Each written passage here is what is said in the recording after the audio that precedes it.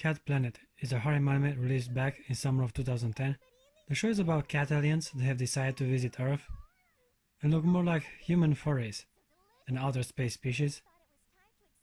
I was down with the concept from the start. I mean, who wouldn't want hot cat girls to just suddenly drop by and sleep next to you? I sure would. And the protagonist of the story actually gets to live that very dream. This alternative reality is otherwise similar to our modern day, and at the beginning of the show, the main character was just enjoying his average and boring teenage life. At this moment in time, Kyo had no idea how many mysteries he's about to uncover, and it all started when he met the innocent and attractive cat girl by the name of Iris. She's basically every nerd fantasy cliché feline, with big boobs, voluptuous body, high-pitched voice, and constant positive attitude. Not only her appearance that's appealing,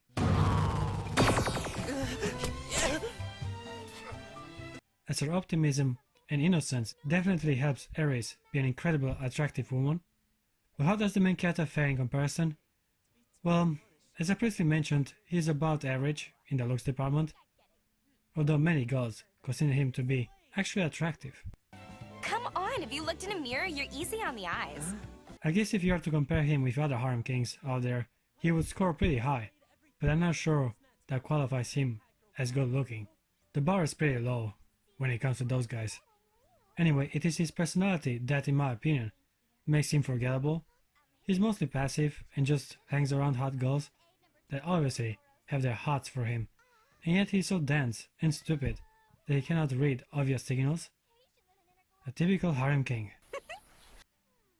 So yeah, I was kinda disappointed that Kyo does not have much of a personality and rarely thematically interacts with the girls in his harem.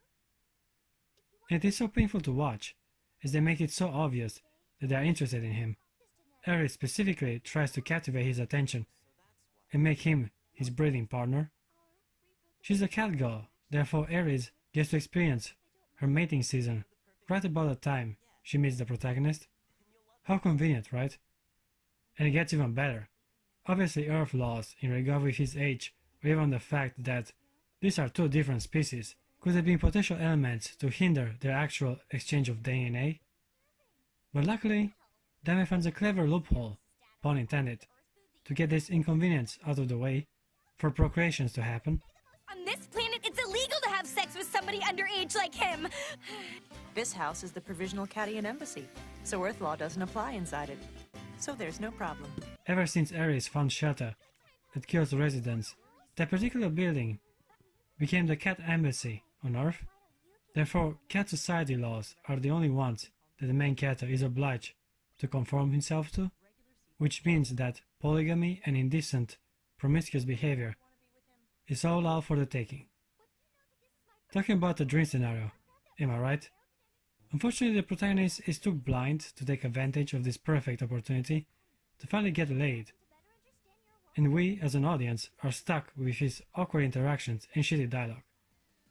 It's just, I thought Kyo and Iris work very well together, as they are both innocent and honest about their feelings. Not asking for hentai, but I would have liked a bit more romance between them.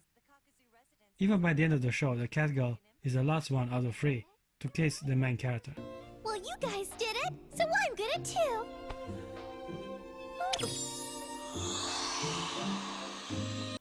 Wasn't she supposed to be like the main love interest? But I digress. Cat Planet is a harem anime after all, and keeping things equal between women is the easiest way to adapt the genre. What I liked at the beginning was this disappointment that extraterrestrial life forms look so similar to us humans. Look at the Cuties. The only difference between our species and theirs is that we don't have 2 extra pair of furry ears and a tail. Being on the subject, what's the evolutionary point of having human ears and cat ears at the same time? They look like cosplayers, if you ask me. They're huge pears! Hot, sexy, cute, and beautiful female cosplayers.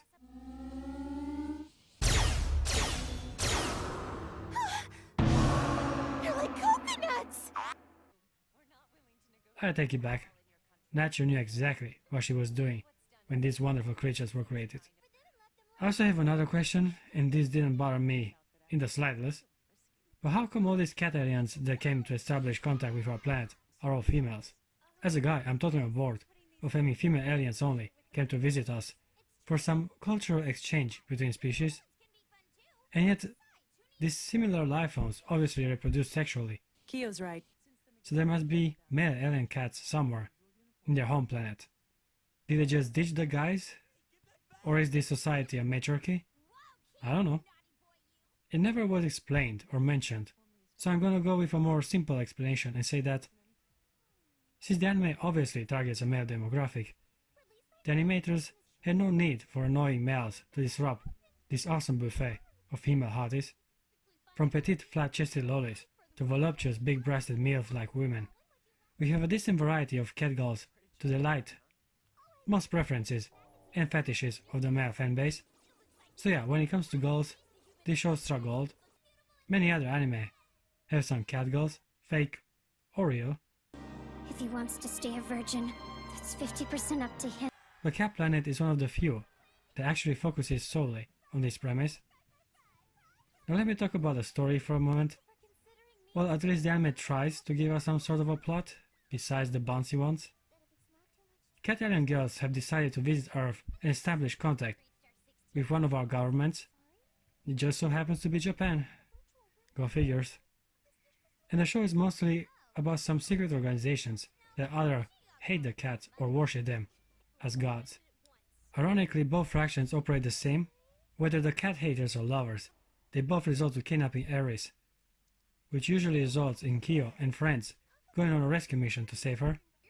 The overall plot is nothing special, I'm afraid. It also feels kinda weird how this anime tries to bend military operations and teenagers talking about their feelings at the same time.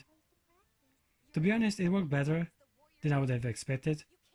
I would have preferred if the anime would have focused more on the characters than the action. We can have an engaging subplot about aliens and external threats, and still prioritize comedy, romance, and character development, which is exactly what To Love Ru did, and that's why I consider that particular title to be the gold standard for the harem genre. Anyway, Cat Planet does try to make the story a bit more interesting, as all of a sudden the dog faction had taken control over the cat mothership. Oh yeah, dog aliens are also a thing, forgot to mention that. That's one cat fight we definitely lost. And of course, they look like normal women, with some extra pair of ears.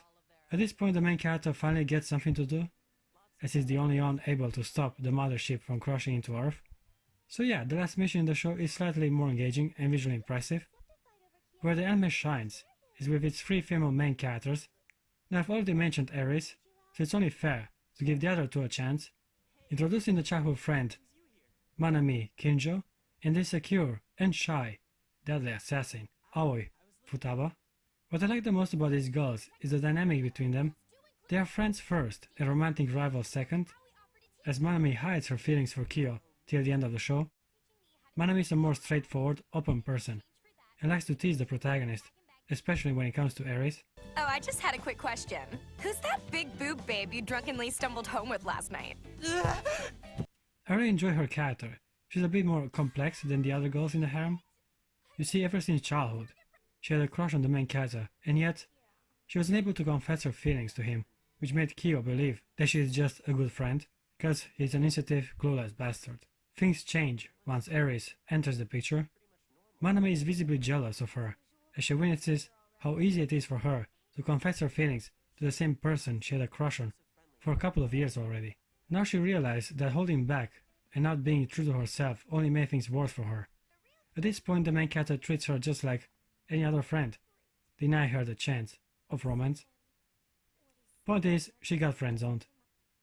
And now Aoi is riddled with a dilemma on whether to make a move or not on Kyo. Well, For her it's even harder, as she's a shy and insecure person, despite her profession. Manami realizes that Aoi has to act now to stand a chance of ending in a relationship with the protagonist. From a strategic point of view, it makes sense. I mean, not only is Kyo dense and ignorant to women's feelings, but at this very moment, a smoking hot cat girl with huge tits constantly flirts and grabs his attention. He might be an idiot, but Aries makes it extremely obvious that she's looking for a breeding partner. So obvious that even he might be able to understand her signals. Therefore Manami pressures Aoi to confess her love until it's too late. What I like about this situation is that Manami is secretly selfish and still loves the main character. She pushes Aoi around and tries to live through her the romance she might have been able to have if she would have taken the initiative a few years back. Luckily, Aoi is not so naive not to see that Manami is in denial and tells her the truth. Because, Monami, I know that you're in love with him too. You're not helping. You're being a hypocrite. Now this all might sound like a soap opera, but I like how genuine their friendship actually is. Falling in love with some person can easily ruin a friendship, and yet Manami and Aoi communicate with each other and end up accepting their feelings. They both grew as a person together. This is pretty well executed character development, and considering that they are the only ones that have any sort of a story arc, I'd say it worked rather well, given the premise. Okay guys, I give Cat Planet Cuties a 7 out of 10. It is a well executed harem anime with an interesting story and colorful characters, especially the hot aliens cat furries. I even know about the secret stash that you hide under your mattress, namely, your porno.